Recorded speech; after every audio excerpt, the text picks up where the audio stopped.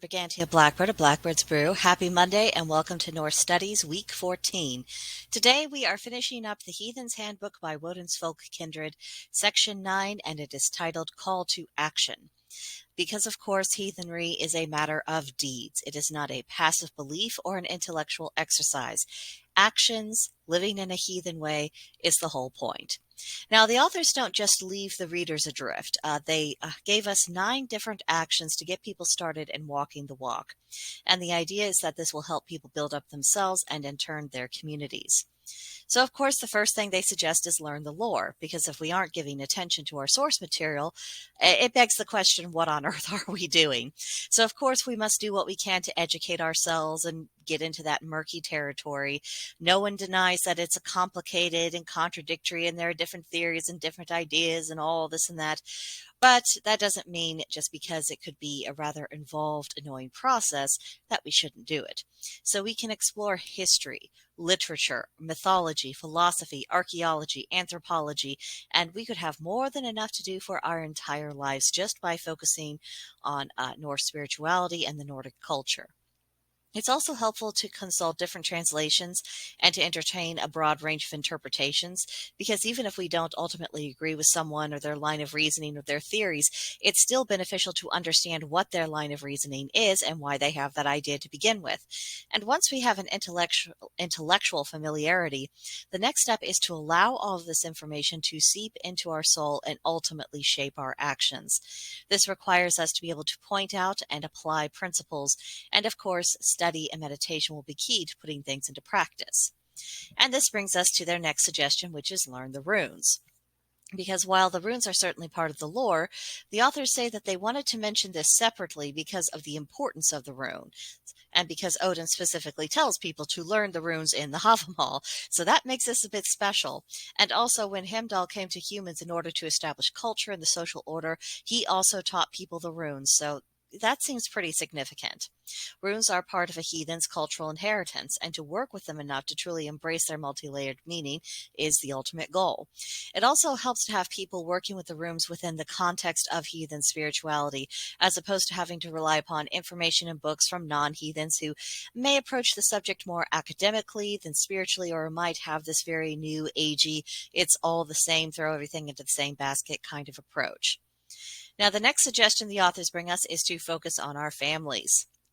All pre-Christian European peoples placed considerable emphasis on the family, and their concept of family is far more traditional than some pagans are comfortable admitting to. The family is our closest circle and sphere of concern, so it should get our attention, and it is a worthy goal to learn how to become a strong anchor within the family. And creating a strong family, it does involve a lot of energy, effort, and work. Sometimes all of that effort does not go noticed, but it is still vital. The authors then acknowledge that all families do have their problems. This is perfectly normal. But then they make the distinction between the usual ups and downs and family issues, and then the more serious matters of abuse, addiction, and debilitating mental illness. Because there are occasions, however tragic, when the family itself cannot be salvaged. Now, our job is try to avoid that circumstance and do our part in preventing it, but if the time comes and the only real feasible option is to walk away, then that's just the way that it has to be. And I was glad the authors pointed that out, just because with my own family, my flesh and blood, most of them are Jehovah's Witnesses. Really being in contact with them, prioritizing them, and having any kind of life of my own outside of their world, let alone a different religion, that was just an absolute non-possibility. So I am glad that the authors do acknowledge that there are times when it really is out of your hands, and it would require you to make too many compromises, to not have any integrity, and to essentially live a lie in order to maintain the family bond, which would be more illusion than actuality. So, next suggestion was to reach out, because community is a pronounced aspect of heathenry. So at a certain point, one does need to reach out to other heathens and try to build relationships. The realistic authors are realistic in their expectations. Some people we meet are could become lifelong friends, and other people will drive us completely insane.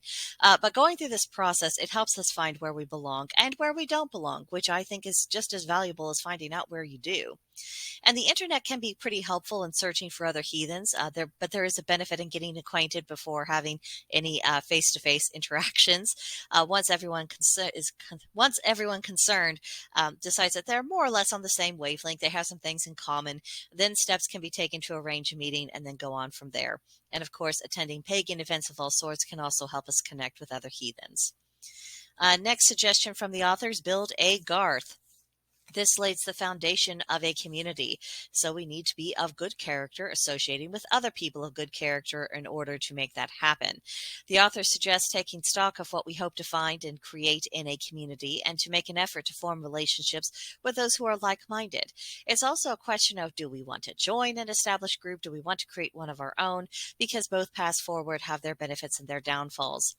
Now, one vital thing is that whatever standards or rules are agreed upon within the group, they need to be fair and they need to be even-handed and equally applied to all. Otherwise, you're going to have endless problems and drama and all that other boring stuff.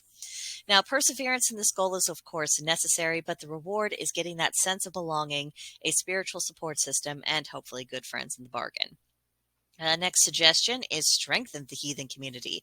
And this means reaching out beyond the group that you have joined or have formed and creating friendly relations with other groups. When the different groups are compatible, it could mean, working in concert, engaging in other forms of networking. Whatever it is, it's about, actually making friends and forging ties.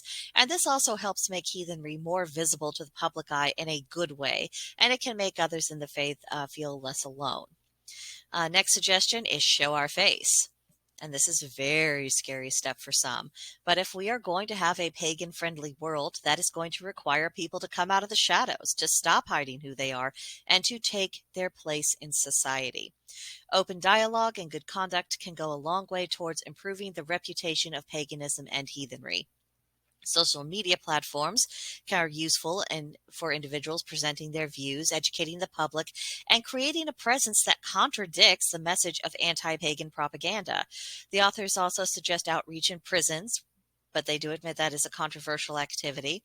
The argument in favor of the practice is that the prisoners who actually want to sort out their lives, they will frequently turn to religion in order to help them in that goal. And if you have legitimate and honest heathens doing this kind of work, that can also overturn the efforts of people who try to distort heathenry. Festivals are another opportunity for outreach. People can open a booth at a fair, create a float for a parade to announce their presence, but it also makes a good impression on our neighbors. And being visible helps combat stereotypes. It's much harder for people to think that we're just this collectivized, unhinged, lunatic group when they meet us while engaged in charitable works or volunteering or being generally nice and helpful. It sets us apart as individuals, and it makes them think, especially if their interactions with us are in a positive way, about, maybe we have some good ideas. Maybe there is something about our religion that has actually made us better as people. So food for thought there. The next suggestion is save the planet. Now, sadly, I have to report that the authors appear to have fallen for every line associated with environmental activism, and they present the subject through that very distorted lens. Now, the more you research about the subject and its proposed solutions, the more aware you become that both the problem in and of itself has what the actual data says and what we are told that it says don't always match up, and that the proposed solutions frequently have a greater environmental cost than the problems, to say nothing of the human cost. So I'm not going to focus on the author's thoughts on this topic. Instead, what I would suggest is having a reasonable standard to make a point to be cleaner, tidier, less wasteful, and to just try to gradually incorporate those kind of behaviors into our day-to-day living. We can also plant a garden, even if it's just a small box on a windowsill. We can visit a local nature site, help pick up trash, assist with efforts to rehabilitate wildlife, or foster stray cats to help them get adopted. And to further foster our connection with nature, we can just spend more time in it, whether that's hiking, camping, or moving to a more rural area if we are in a position to. We have options. That's the main point. We just have to allow ourselves to see the options and then have the gumption to follow through with them. Next suggestion from the authors is to live with honor, and they really stress the need for and value of an honorable life. It's worthwhile for us to cultivate standards for ourselves because it does have a good effect on ourselves and everyone around us. It improves the weird. And one person can set an example and then in turn inspire others who may feel moved to take a look at themselves and how they can personally do better, whatever that means for them. And then in turn, that encourages more people to embrace heathen values because, again, they are seeing that there's value in our ideas, and that reflects well upon living heathens, the ancestors, and the gods. So that does it for the book. Now, obviously, this is a beginning, not an end of the Norse studies. Heathenry is a lifelong journey, and each life lived paves the way for the next generation. Next week, we're going to have kind of a vacation / in-between week. I'm just going to focus on things that I've learned and picked up on about various Norse customs and ideas associated with Yule. It'll be fairly light and easy breezy. But then in January, as promised, I am going to expose the book that nearly turned me against heathenry for forever. So we will examine what the author did that kind of poisoned the well, and we'll go from there because I am going to extract some good nuggets while I do criticize the manner in which the information is presented. So, lots to look forward to in the coming new year, but that'll do it for this video. Comments, questions, concerns, please leave them for me in the comment section or come visit me on Gilded. There's a link to join us in the description box below, and you would be very welcome among us. But that will do it for this video, and I will see you next time. Bye.